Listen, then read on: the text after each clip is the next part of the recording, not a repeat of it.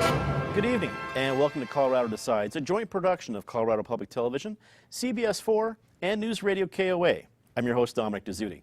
Joining me is Sean Boyd, political specialist with CBS 4, and political analyst Eric Sonderman. Tonight, we look at the Denver mayoral runoff race to be decided on June 4th. Joining us for the next 60 minutes are the challenger, Jamie Giellis, and the incumbent, Michael Hancock.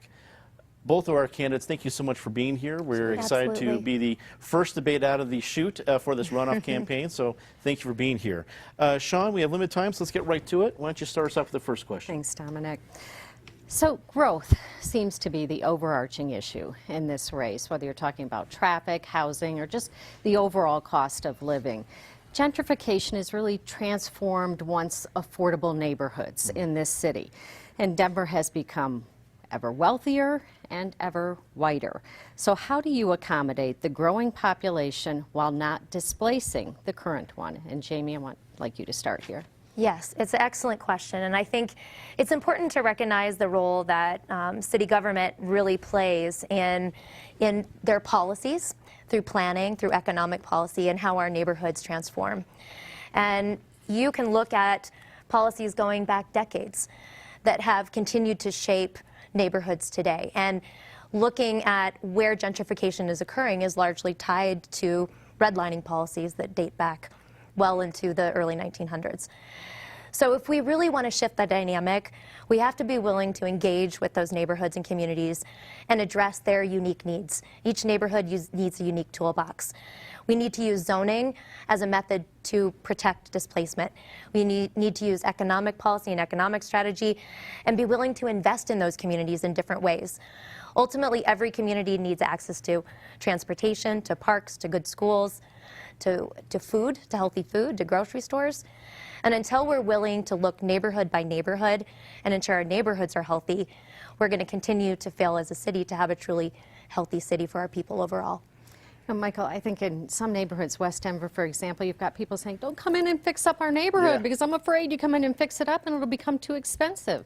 So how do you balance this? John, you ask a very good question because, you know, the reality is I was having grown up in the city, I've watched neighborhoods shift. 5 Points, for example, that I grew up, we saw it start to shift in the 1990s. Curtis Park, maybe a little earlier, started to shift. Montbello, my wife and I, Mary Louise, bought our first home in 1993.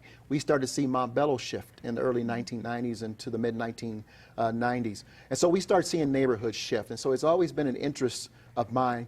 I was in West Denver recently where we decided to fund the building of a new rec center.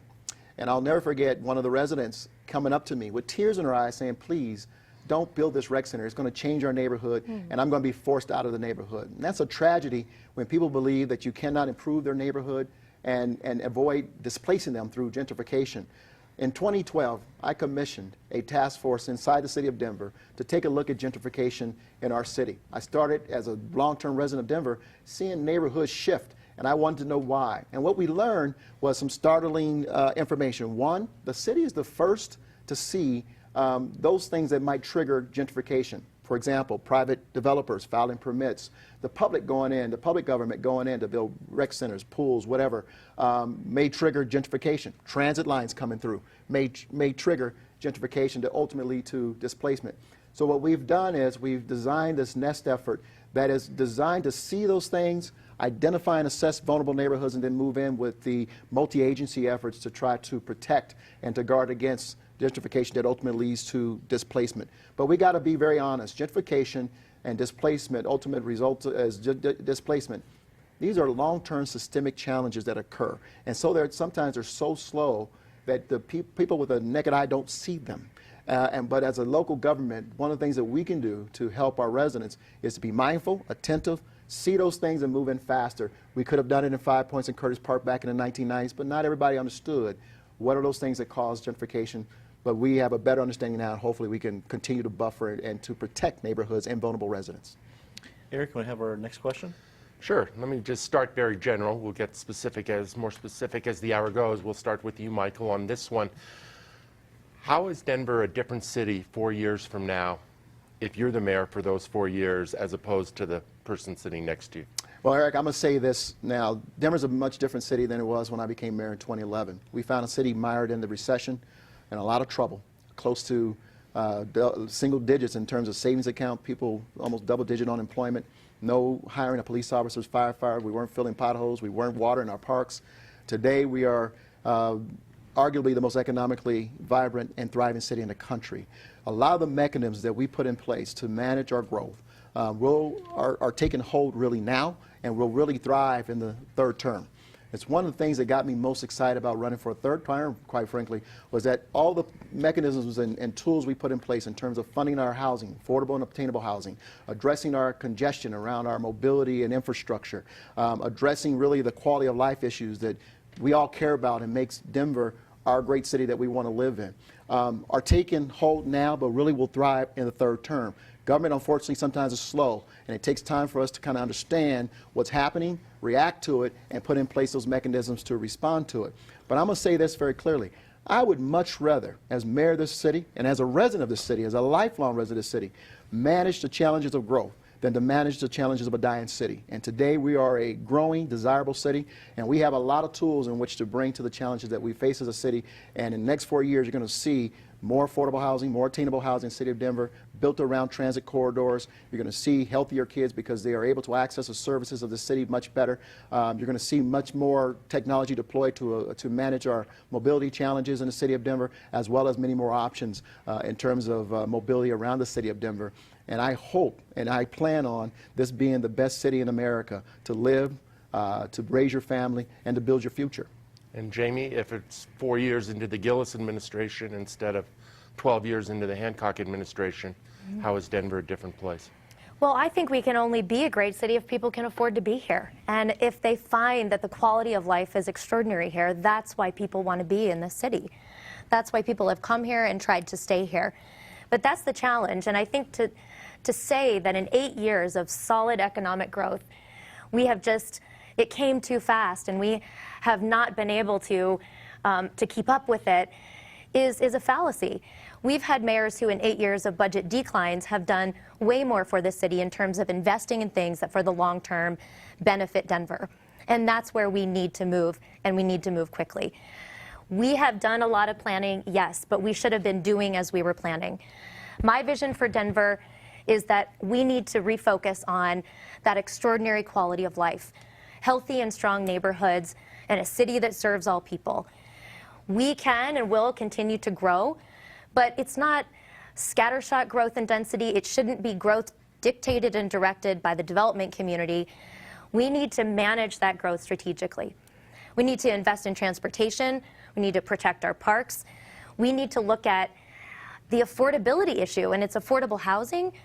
But, you know, property tax assessments just went out the week before the election, and people are seeing 30, 40, and 50% increases yet again. Our residents, our small businesses are struggling to hold on here. And you can't look at our economic growth and say, look, we have a great, strong economy. People forget 8 years ago how bad it was, because it's bad for a lot of people right now, too. And that's what we need to address: the disparity, the inequity, and creating a livable city for the people of Denver. I'm going to take this next question. Jamie, you'll start. Our friends at ARP helped make this debate possible, and they have submitted this question. Some of Denver's growth pains are particularly challenging for older adults. What additional steps would you take to increase the availability of affordable housing and transportation in order to foster the ability of older residents to age in place and thrive in the neighborhoods they call home? And I'll add to that question that we were talking before this debate, there are folks in neighborhoods that may have bought that house 50 years ago, yeah, and they want to continue to live there but now face property taxes, as you referenced. So how do you help maintain that community for the older adults in Denver? Well, I think you said a couple of really important words there that I hear a lot when talking to our older population, which is maintain community. The growing, aging population in Denver feels very disconnected from what's happening in the city. So it's a multitude of things. It's one, about how we reconnect them back into our community. And it is, second, how do we acknowledge the challenges that people have living and moving in Denver. And I think part of it is, again, going back to how we help strengthen our neighborhoods and make sure that our neighborhoods serve the population where people live. because a lot of folks they do want to age in place, and they can, but they need to have services, they need to have access to transit there. The transportation piece is hugely important, and I think it's one of the biggest failures of the last 8 years that even as we saw growth coming, we weren't investing in addressing intra-city transit to move people around. And that's a huge priority for me in a new administration, is to get moving as fast as we can on a connected network to move folks. But we also do have to address the affordable housing challenge, and that's a partnership that is going to be well beyond the city of Denver, although they're a key player. And it's not just about resources, it's about permitting and partnerships and how we use our land and assets to advance that as well. But I think at the end of the day, it's again engaging with that community, and it's more than just about having access to rec centers, which I think was a great move by Mayor Hancock. It's more about how we look holistically at how people are living their lives and the fact that this is an incredibly important population for our city. Michael, same question, helping Yeah. the older adults in our community in Denver. You know, Dominic, one of the things I'll tell you that in forming policy, I oftentimes look at my own life and the people in my life and really how they're dealing with certain situations. So I start with my 80-year-old mother, Charlene, who's now a renter, but I also watched how she became overburdened with rents. And part of our affordable housing strategy is also absolutely today, not in the future, or planning to address the issues of our older adults in Denver, Colorado, with regards to access to affordable and the ability to afford, quite frankly, their housing. I've sat with our Aging Commission. I've come to understand through my mother and the Aging Commission really the challenges that older adults are facing. So here's what we've done. One, we partner with Volunteers of America, for example, to build housing that is directly focused on our older adults in Denver, Colorado.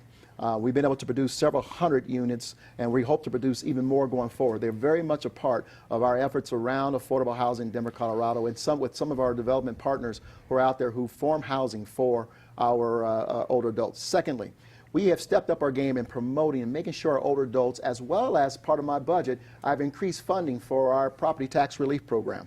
It's very important that our older adults know that those resources are available to them to make sure that they're able to buffer themselves from these increased valuations and ultimately increase in their property taxes. In 2019, not only did we continue to fund that and increase the funding for older adults, but we also extended it to low-income families and children in the city of Denver.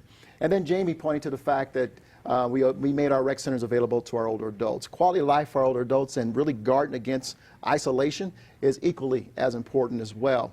My mother, in a conversation with her one day, lived across the street from a rec center. And I said, Mom, I want you to go across the street. I want you to get more involved. You know, they're taking trips. They go up to the mountains. They're doing arts and crafts and ceramics and what have you. And she says, I can't afford to go in that rec center. That membership fee is too high. I went back to my office and I said to the team, I want you to find a way, just as we did for our young people, to give access to our rec programs to our older adults. And they came back having designed the My Denver Prime.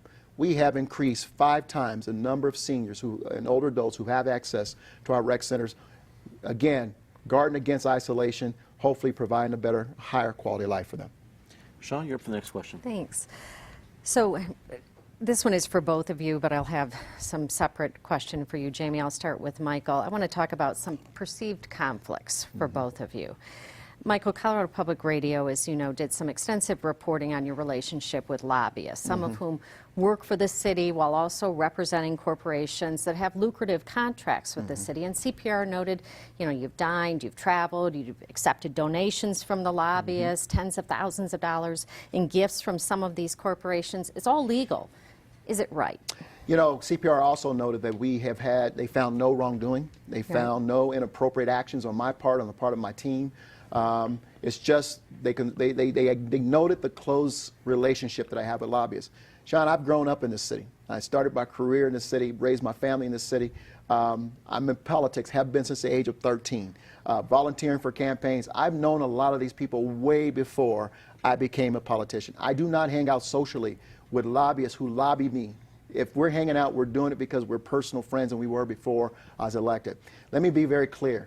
I have relationships with people across almost every sector in our marketplace today. This was something that the CPR report decided to zero in. He said he got a tip. But as he looked at this, he had to step back and say himself, there was nothing found inappropriate between Hancock and these lobbyists. And actually, we have some very strict and strong firewalls between the administration, elected officials, and the lobbyists. And so he also knows that I over-report when I receive gifts. I don't care if it's a coffee or breakfast. I typically come back, we record it, and it's submitted as part of my annual report. But you know what? These lobbyists, when they found themselves on trip, are actually working. We work. I don't see them most of the time because my track is much different than theirs when we're on these international excursions. We're about bringing business and opportunity back to the people of Denver and back to the businesses of this city, and we have been successful. You can't argue against the 12 direct flights to Denver, the increase in direct foreign investment in Denver, Colorado, because of those efforts that we have combined. You don't do this by yourself. You see a turtle on the fence, you got to know someone helped him get there. Denver was revitalized because of the efforts and partnership with all of our partners in every sector, including those lobbyists who represent those companies who went about the process of taking risks, hiring people, and helping to move this economy forward. Thank you, Jamie. Your biggest donor is a big developer in this city. 25% of your total donations have come from Kyle Zeppelin, who did have a run-in with the city over not making good on some affordable housing commitments. It's not illegal for him to champion your election, but do you see where voters might wonder if he will curry some special favor with you should you become mayor? Yeah. I want to start, I do want to start by kind of building off of some of the comments that Mayor Hancock made. But I do want you to and address I will address yours. it. I will address it. You know, the mayor talked about his long work as a politician in the city. And I think what I need to share directly with the voters is, first and foremost, I'm not a politician. I haven't been part of the inside circle here in Denver. I am an outsider. I moved here 13 years ago. I moved here for the quality of life. I married a Denver native. I have a 9-year-old in DPS. This city is my city. And it's important for me, for people to know that I got in this race because I've got an urban planning background. I've worked with developers. I've worked with business owners. I've worked with residents, with neighborhood associations. And I've done a lot of work with the city. But I've done it from a pure place of compassion, working with nonprofits, working with community organizations. And I got in this race because I think we need a change. Now, the Zeppelin family did a significant amount of work with me, as did many other property owners, while I was working in River North over the course of a few years. And for me, when I got into this race, you know, I was interested in trying to change city leadership. A year ago at this time, I didn't know I was running for mayor. It's a process that evolved after conversations and thinking, you know what, we just need to get in there and have that conversation. I didn't do that. I didn't take that decision lightly of disrupting my life. I got married last summer. I'm a newlywed. I have a family. I have my parents living with me. I mean, there's a lot. And so I went in asking around to say, if I get in, I know that I need support. I know that I need financial support to take on an incumbent. And they and many other people were there. I have done an incredible job fundraising against an incumbent mayor. So I don't hold any special place for anybody in my administration. The Zeppelins or Penfield Tate or Lisa Calderon, who are now supporting me, there is nothing there.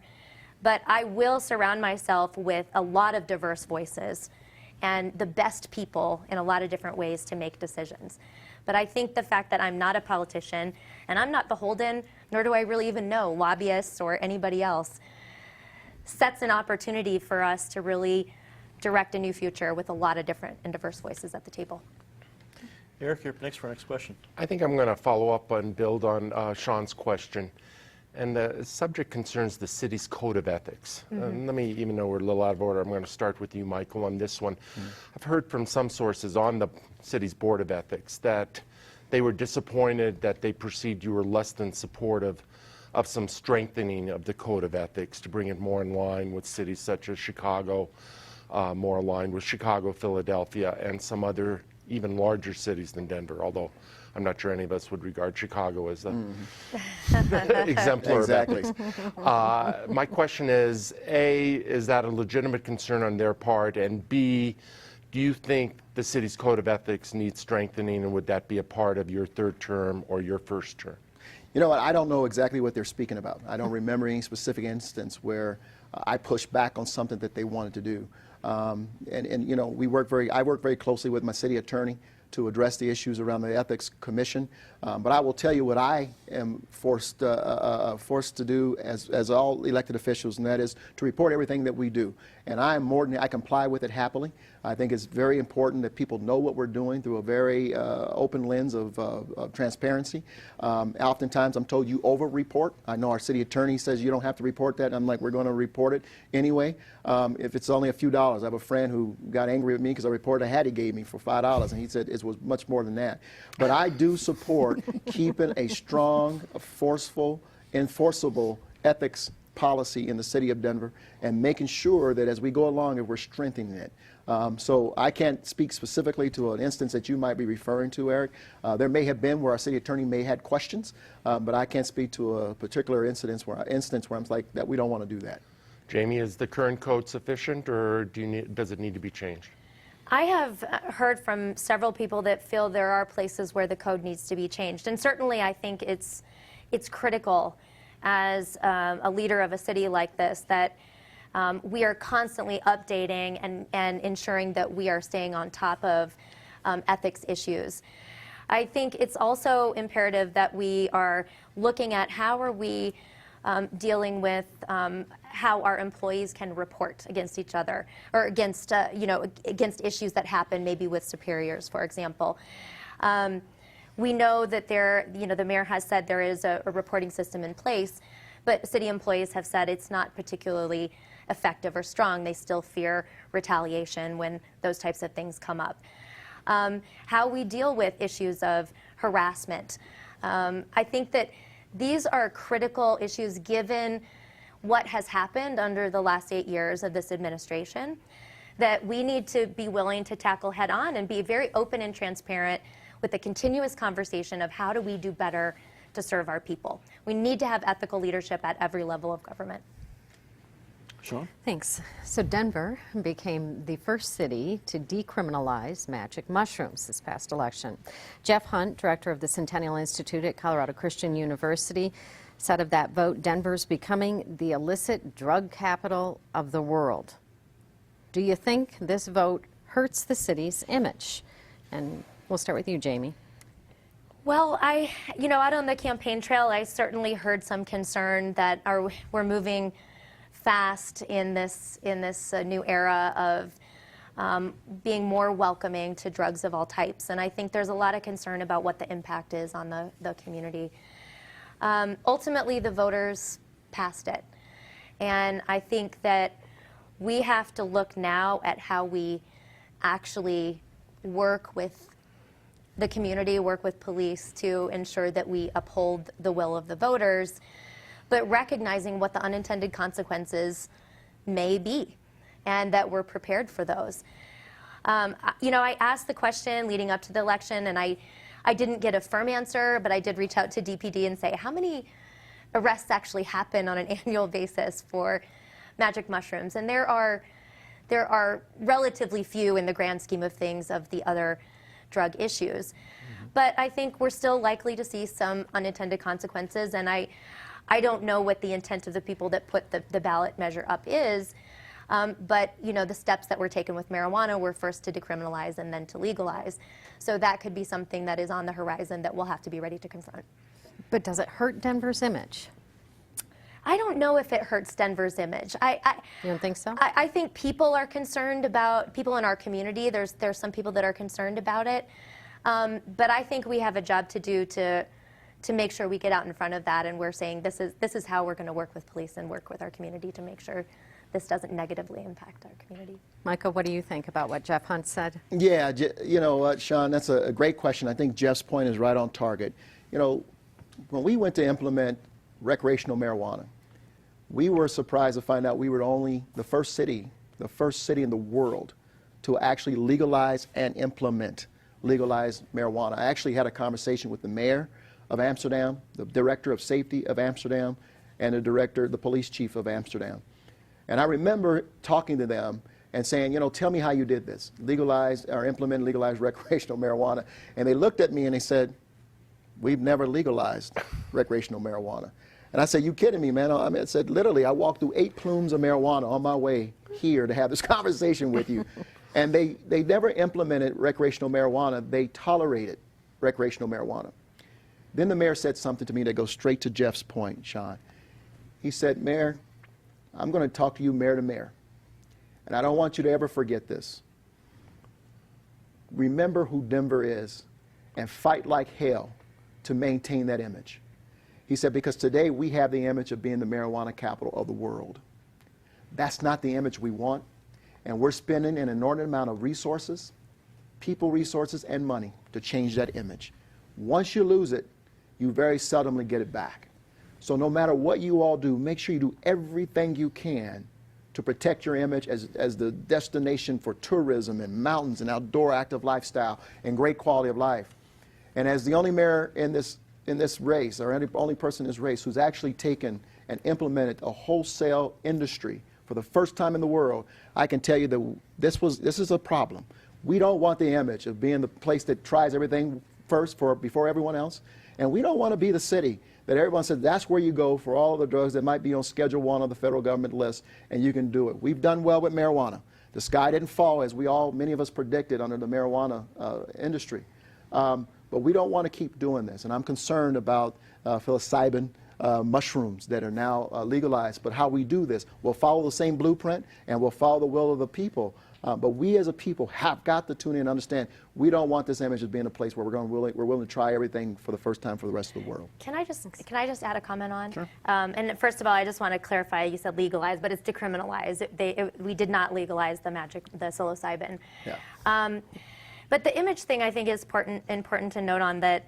You know, I think it was 6 months ago or so that in Kansas City they reported that they were scared about the Denverification of Kansas City. And it was all based upon development and growth and gentrification and how people were being impacted. So when we talk about image, and I get that image is an important thing, but at the end of the day, also important is taking care of people. And the people in Kansas City who are looking at Denver saying, my God, we don't want to become that, aren't saying that necessarily because of the magic mushrooms or the marijuana. They're saying that because the cost of living, the ability to have a family and a life and afford all the things that one wants is become very hard here. And we haven't taken care of people. So I think that's an image issue that we have to fight as well. I'll tell you an image that we don't want. An image where almost double-digit unemployment is existing in the city of Denver. An image where you have mass foreclosures on almost every block in the city of Denver, particularly in communities of color and low-income communities. We also don't want parks dying. You don't want roads crumbling. And you don't want zero jobs in the city of Denver. We've been able to advance this city. The next term has got to be about balance. We thrive like no one's business. We grew like no one's business. I'm going to repeat what I said earlier. As mayor and as an experienced policymaker, I much rather manage the challenges of growth than the challenges of a dying city. I don't want to move to Kansas City, so I don't want them to be Denverification either. Denver has some of the most natural, beautiful assets, and why people come here. We're active year-round. You can't be active year-round around Kansas City. We have the highest level quality of life. Kansas City doesn't even come close to Denver, Colorado. We have a great economic opportunity for whoever comes back, and as a father of young adults, I'm proud that they were willing and are willing to come back to Denver, Colorado to begin their lives and their careers. You can't choose to do that in some cities in America today. You can choose to do that in Denver, Colorado today with a 3% unemployment rate. In essence, we have more jobs than we have people. There are challenges in this city. I'm not blind to them. I grew up in this city. I have children, nephews, and nieces, and brothers and sisters challenged by this economy. But the reality is, let's address them while we have progress and prosperity, managing the challenges of growth versus managing the challenge of a dying city. I'll take it any day. And as someone who's been in Denver all my life, I can tell you this is the type of economy we prefer while we address these challenges going forward. Eric, you're up next for the next question. I suspect that next to growth and congestion and everything that entails, the biggest issue on the mind of many voters here is that of homelessness. In terms of what the previous responses you just gave, I also think homelessness is starting to threaten the image of Denver. I look at a number of West Coast cities from LA up the coast to Seattle, where homelessness is almost becoming definitional for some of those cities these days and impacting the quality of life. We'll start with you on this one, Michael, but I'm just curious. I mean, clearly what we're doing at present isn't the answer or isn't the complete answer. Right. What does this look like, and how do we not lose the city in the process?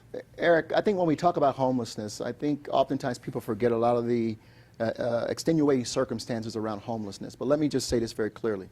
There's nothing more important to me personally as someone who's been homeless and the people who I know who've been homeless, and I've walked the streets and talked to the homeless, than to make this issue one of the top priorities of this city and to start with housing our homeless first. The extenuating circumstances that I allude to is that we have an absolute drug epidemic in the city of Denver and across this nation. Opiates, particularly not as an opiate, but methamphetamines are Denver's biggest challenge in terms of drugs on our streets, as well as mental health. Here's what we've done to address it. We have helped house 7,800 people in the city of Denver since I've become mayor and permanently.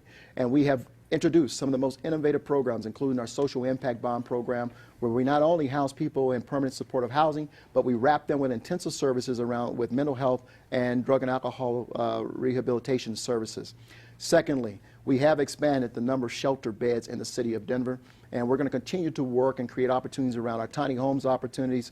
That's why we did an inventory and found city-owned land so we can create a greater stable situation for that tiny homes village, and we're going to look for other opportunities around the city of Denver. NIMBYism is real, and so when we move in to address them, you saw what happened in the Globeville area, Swansea community. We're going to try to move to other cities with tiny home village neighborhoods, but we expect there will be challenges. But housing people first, putting mental health workers in the cars with police officers to help to break that very expensive cycle and move people into direct services as opposed to jail. Keeping, yes, our urban camping ban in place. You know, Jamie has said, I don't support I-300, but yet I would repeal the urban camping ban. That you might as well support it I-300, because what you're going to see are campsites all over the city of Denver, because you've taken away a vital tool of the city of Denver, all of our agencies that we partner with, to help move people to direct services. That is not in place to criminalize people, as some of the activists like to say. It's not about criminalizing people. In fact, we've only had about 30 citations and 3 arrests, and they were not related to camping out. They were related to felonies that people had as we moved in to try to direct them. But you take away a very progressive tool that allows us to move people to direct services and to make sure we are able to address public health challenges created by these encampments. So the reality is this. We got to keep doing what we're doing, as well as continue to try to learn innovative steps. What we've seen over the last 3 years, Eric, is a decrease in the number of homeless on our streets, but we got to remain vigilant. Sorry for the long answer, but I wanted to make sure you address. And Jamie, homelessness, Yep. camping ban, and Yeah. the rights not only of the homeless, but of property owners, business owners, homeowners, et cetera. Absolutely, and this is an issue that I'm passionate about, and I have been engaged in and been involved in trying to find solutions over the last several years, and that's what's informed my take on this. So I want to, directly address and respond to the mayor's comments about Initiative 300 and the urban camping ban. It's incredibly important that we understand what that is and what the differences are. I was a hard no from the beginning on Initiative 300, and I stand firm with that. I voted against it, and that's where I am. Initiative 300 was not a simple repeal of the camping ban. Initiative 300 went way farther than that. It truly took away our rights to engage with the homeless community. It allowed individuals to sleep or camp pretty much anywhere on public space, to park their cars anywhere and sleep in them. It was not good, and it would have really tied our hands up in terms of being able to get people to services. So Initiative 300 wasn't an answer. It was bad policy, but in my mind it was bad policy on top of bad policy that we have. The urban camping ban was put in place during the Occupy Denver movement. And to say that if we repeal it, we'll have tents everywhere all over the city, we have tents everywhere all over the city. They're there. In the 7 years since we have had the camping ban in place, our homeless populations, our encampments have grown significantly. And we've spent millions. Yes, we have only ticketed a handful of people. I get that. But we have spent millions on policing and sweeping. And that's what that camping ban was intended to do. Millions, mind you, that could have been redirected towards the housing first model.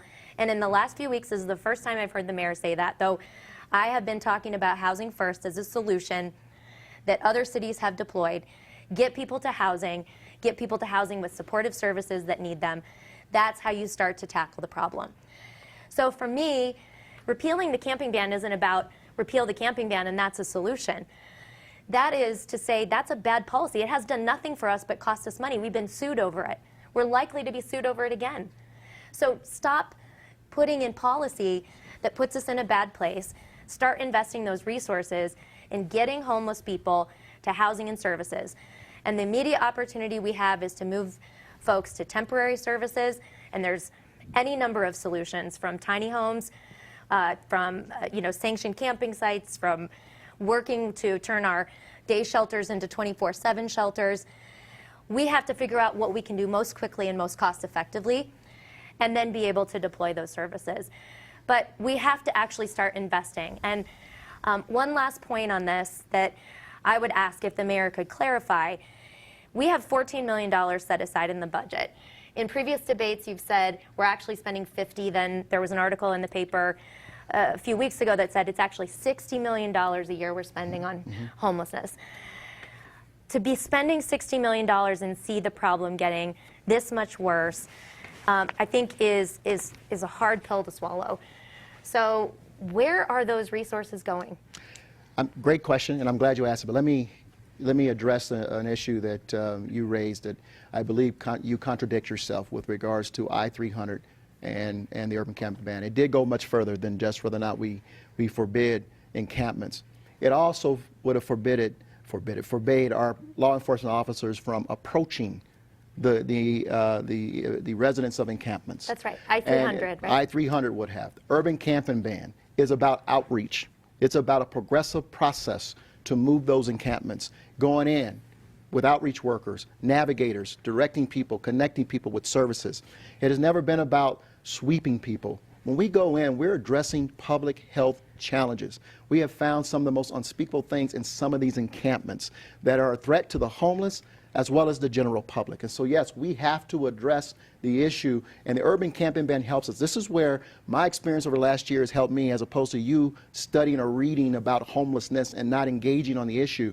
The reality is that you go out there and you see these things, and you know we need a tool within the city government that allows us to move forward. If you study the cases, particularly out of California, Los Angeles has 20 blocks of encampments because they've made the mistake of not having a progressive policy in place to move encampments, and they were moving people without a place to go. Denver does not move in unless I say I have a bed for you to go to right now if you want it, and we have services right now to direct you to help you stabilize your life, whether mental health or they are drug and alcohol rehabilitation services or housing, so we can get people connected. If we get you and we get you in, we're able to help you, and we prove time and time again that we're able to do that. You saw some of those folks who were part of the anti-300 who were homeless themselves saying, thank God no one brought forward the lacking of compassion suggestion that I go sleep outside, but instead leaned in to help me. That's the difference between I-300 and the urban camping ban. Let me finish, because you asked a question about where that money is. Cities like Seattle today spend 5 times what Denver spends on homelessness. They spend $1 billion. Their homeless challenge is much worse than Denver, Colorado. It's not about money. It's about partnerships. So when you ask where $60 million is, go to Denver Health and find their 24/7 drop-in center for those who are homeless, who are suffering from methamphetamine and opiate epidemic that the city of Denver is funding. If you want to know where the money goes, go to Colorado Homeless for the Housing and ask them, where did some of the money, how'd you build some of this housing that you're now housing people? Who pays for the soft services on the ground that you're providing for the people here in Denver, Colorado? Go to the rescue mission, ask about the $11 million day shelter that they have available today. That's the city of Denver leaning in partnership. So when you ask, and yes, human services as well, where we have people who are ready and who are prepared to deal directly with the homeless. So it's all over the city of Denver. You're looking at one line item when we have pockets of appropriations in different departments. Mm-hmm. I just want to add on to that, just to clarify again, I'm not supportive of 300. But the camping ban, I mean, you talk about public health. Well, we have tools already that we can go address if there's a public health hazard. You already can't set up camp on a public right-of-way and stay there blocking public right-of-way on a sidewalk. So there are tools in place to do this. The camping ban did go so far, if you read the language, as to say, basically, you can have the clothes on your back and nothing else. So we have used it to take people's stuff over the years and throw it out. And that's the sort of thing that has gotten us into legal trouble. So again, I just want to reiterate, there are still tools to address where homeless are to make sure that we are moving them to services. This was a tool that was faulty, and it hasn't actually worked that effectively, and it's cost us a lot to do that. That's the only reason I say we need to look at better policy and better tools to replace it, and getting to a housing first and services first model. Which we have. Our model is housing first. And Jamie, you keep talking about new tools, new services. What are you speaking of specifically? I want to hear, tell the people what your plan is specifically around housing or dealing with the homeless so they can understand, because right now you've got a city, 60 million people are asking away. It seems like we got more homeless, and actually 3 years we've been decreasing. We've housed 700-800 people. We're addressing mental health with our co-responder program, and we're addressing our drug and alcohol addiction through Denver Health and in partnership with other providers, including Mental Health of Denver. What is your plan that is different from what we're doing? You haven't invested enough with, I think, in terms of the partnerships with actually getting people to a place where we can deliver service to them. So I know you say you're offering services as you go in, but a lot of those people are being swept and moved and moved and moved. They're losing their stuff, they're losing their paperwork, and it's impossible. It's impossible to get any level of stability when that is the way we go. We haven't created a place for people to go if they are on the street and they don't have housing, where they can get showers and bathrooms and services and connection. Rescue Mission, the partners that we have, they go in. They don't take everybody. They don't take everybody. Well, we understand and they that. don't have enough room. And oftentimes you have to line up to get in, and you have to line up to get in the next day. And you know, it isn't a solution. People, when you talk about housing, it's not about more shelter beds. It's about housing. We need to get people into a place Jamie, to live. I know it's about housing. I've been homeless. I know housing. There's no greater security than a roof over someone's head. I understand that. But when I'm talking about someone tonight, I need to get you into shelter so we can connect you with services. You're talking around long range. Housing is very important for people. And so when you talk outside of making sure we can take care of you right now at this very moment, shelter is what we have, but we got to get you in so we can connect you to services. No, Rescue Mission can't take everyone, but that's why Salvation Army is there. That's why St. Francis is there. That's why Colorado Homeless for the Housing is there. That's why Catholic Charities are there. So I mean, we can go on with this all day, but the reality is that you're talking big picture, you're talking symbolic themes, but you're not in the game in terms of understanding how we have to go at it every day. And I've talked with all those organizations, Let's and go ahead and move on. none of them think we're doing enough. I think we could probably go on for another couple hours on homelessness, clearly in Denver. Let's keep going, Sean, with the next question, new topic. We're talking about how we spend money. I think we're starting with Jamie this one. So you want to bring back streetcars. Millions, maybe tens of millions of dollars to do this. Would disrupt neighborhoods. What would be the return on that kind of investment? Isn't there better places, homelessness, to spend some of this money? Yeah, it's a great question, and what I want to start with that is I've talked about the need to invest in a well-connected, well-operated intra-city transit network. And the reason that is critical, I'm not saying we have to sit here and prioritize homelessness, affordable housing, transit. They're all important, right? And that's part of the challenge we have with the growth over the last 8 years is congestion has reached such a severe point that, you know, getting into and out of the city is challenging, and ultimately that will continue to choke our economy if we don't invest in alternate modes to move people around the city. So the intracity transit piece is what's important to me. Is that light rail? No. Well, I mean, we have a Denver Moves transit plan that began to identify the corridors and the various options. When you talk about streetcar, I'm talking about a fixed rail system versus, you know, tires, buses or bus rapid transit. I don't think we can build out the entire city on the streetcar network that Denver once had. I wish we could. That would be amazing. But the reality is, yes, the disruption of neighborhoods, et cetera.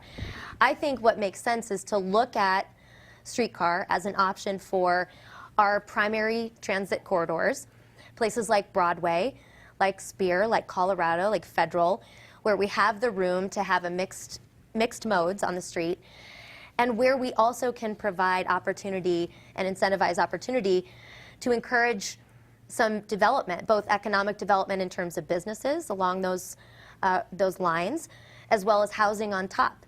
And that's just smart development strategy, tie it all together. So I think streetcars is one tool in an arsenal, but we have seen in other cities that they bring a lot of value because they're fixed and because there's development potential there that makes a lot of sense in terms of directing where development should go. And they provide a great opportunity to move people and move masses of people faster. But ultimately, it's going to be a mix of modes, and honestly, all of it is going to have to go forward with the support of the community and likely a vote to determine how are we going to generate resources to invest in any form of intercity transit. So, Michael, you have laid out a $300 million mobility plan. $2 billion. $2 billion. Wow. I thought 300 million sounded like a lot. So it sounds good. Yeah. How do you pay for that? Great question. And I think it's the same question that has to be answered with regards to the trolley car, because there are three challenges with regards to what Jamie has proposed. One, you might recall that in 2008, about the time Jamie was arriving in Denver, we actually looked at trolley car along Colfax. And it was one of the issues during the 2011 election. My opponent at that point was looking at it, and what we know is that it is 2 to 3 times more expensive than bus rapid transit, for example. It doesn't really connect people to neighborhoods. And thirdly, interesting, you talk about development. The reality is that trolley cars are used as economic driver for areas that have to be revitalized. And so it causes gentrification. And so as you look at the study, that's one reason why we rejected it and said it really wouldn't connect people to neighborhoods and doesn't really connect people to the small businesses. We also know that along 16th Street malls, we just did a study, that if you just move people along, they're not going to shop. They'll go to their destination and move on. So trolley cars don't work. The $2 billion really had a couple of points. One, what will be our local commitment?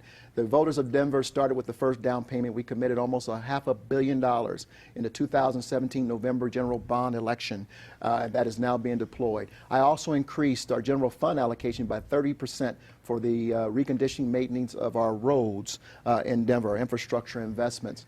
And then I said very clearly in that 2017 State of the City address to the state and federal partners who have a responsibility to also be investing in our roads, we have a placeholder for you. And so we have played very aggressively at the state level in terms of lobbying for an infrastructure bill. And we did it with Obama, and we're doing it with President Trump, and that is lobbying at the federal level for common sense infrastructure bill. And we work with our delegation because they have to help us fill these holes. But we're going to continue to make our investments as we go forward. And here's the powerful thing about Denver. We are using what we have, reprioritizing resources and investing in our roads from that direction. And while we continue to look for other sources and opportunities to invest without adding additional taxes or fees on behalf of the people, but we are moving 125 miles of bike lanes, reconnecting our sidewalk network, bringing sidewalks where they don't exist, bike lanes, as I mentioned before, making sure that we are also investing like bus rapid transit along Colfax Avenue. Those are the things I think are going to be critical for us to make sure that people are able to let go of their steel wheels. And then finally, Sean, one of the things that we're doing is you talk about the intra network. When I announced the creation of the Transportation Infrastructure Department, something that we had worked on for 2 years, one of the real quiet issues that no one really picked up on was I gave them the authority to create a transit network, transit district for themselves, to do an overlay if necessary outside of RTD to do the intra-network of moving people on the first last mile. I want to jump in for just a quick follow-up on that, and specifically about parking. I can't give my vote to either one of you. I live in Highlands Ranch. But when I think of the whole Yogi Berra thing, that I would love to come to Denver more often, but no one goes there anymore because it's too crowded.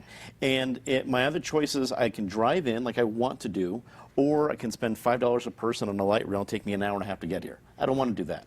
If I want to come to Denver, I want to enjoy all the great things in this great booming city, but I want to park my car.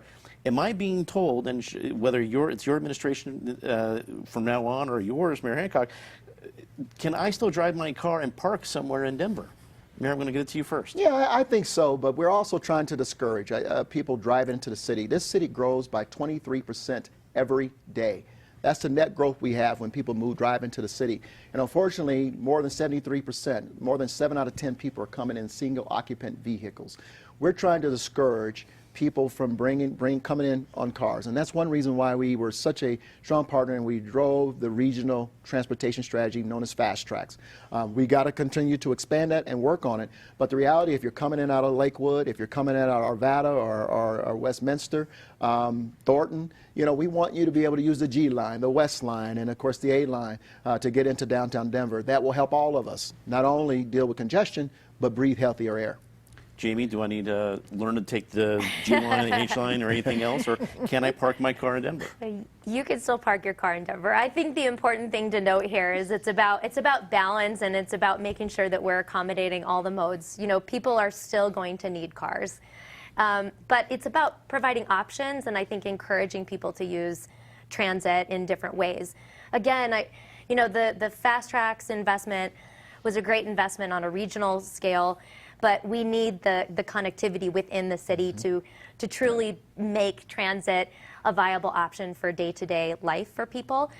And I think the other thing is just acknowledging what we're looking at is not forcing people to change habits necessarily, but we know it's going to take a while to build a transit network that works for people, is providing those alternatives, especially for the day-to-day commuters, which is the really stressful part of the day, is getting into and out of the city for work. But obviously, for the average person bringing their kids in, wanting to go to the zoo or the botanic gardens, we still need to accommodate you. And so that's just about balance and how we use our network most effectively.